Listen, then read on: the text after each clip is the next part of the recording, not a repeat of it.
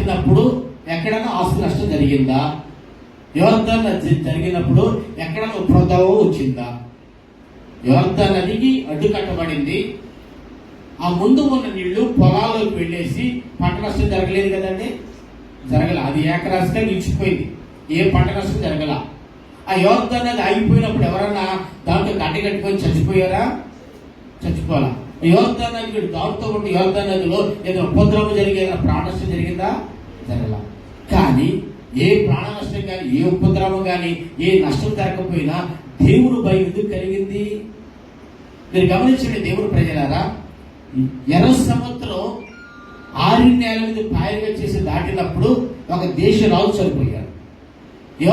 ఎర్ర సముద్రంలో రథాలు కొట్టుకుపోయింది, సైన్యం కొట్టుకుపోయింది.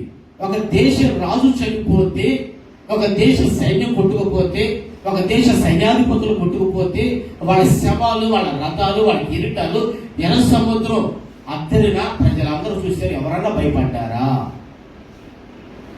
ఒక రాజు చనిపోతే ఎవడు భయం కలగలా? ఇది ఎట్లా జరిగింది, ఎందుకు జరిగిందని ఏ ప్రజలు కానీ, ఏ దేశ రాజులు కానీ చనిపోలా, భయపడలా. ఒక దేశమే రాజు సైన్యంగా చనిపోతే ఎవరు భయపడింది?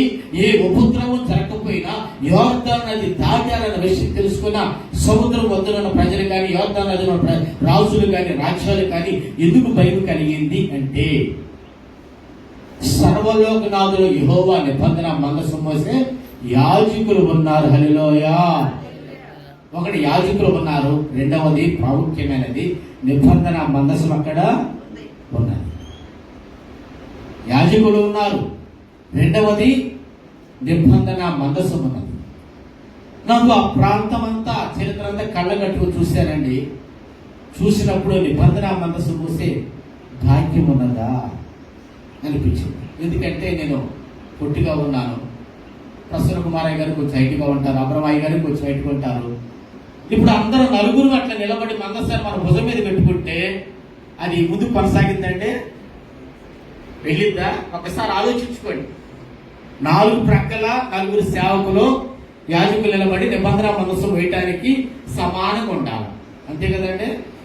సమానంగా లేకుండా మందసాన్ని ముందుకు తీసుకెళ్ళగలుగుతామా? తీసుకెళ్ళలేదు.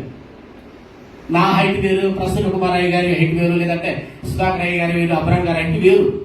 అప్పుడు మనసు ఏమైపోద్ది? ఒక ప్రక్కకు వాలిపోద్ది, ఒకటి మీద భారం పడింది.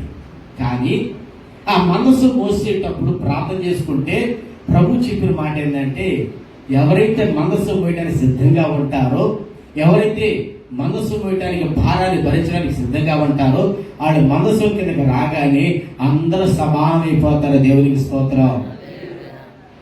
అర్థమైందండి? ఆ మనస్సును ఎట్లా దాటగలిగిందంటే, నేను గొప్ప అని చెప్పేసి ఎవరు అనుకోలేదు. ఎవరైతే మనస్సు క్రిందగా వచ్చారో, మనస్సు పోయిన సిద్ధంగా ఉన్నారో, ఎవరు భుజాల మీద వాళ్ళు పెట్టుకున్నారో, ఆ భుజాల మీద ఎప్పుడైతే మనస్సు మీద వాళ్ళు భుజాల మీద పెట్టుకున్నారో అందరూ సమానమైపోయారు. ఇక మనస్సు ఏమైపోయిందంటే సాఫీగా సాగిపోయింది. మనస్సు మోసే సమర్పించుకునే యాజకులు ఉన్నారు, రెండవది నిబంధన మందసం ఉన్నది. నిబంధన మందసం అంటే ఏంటి?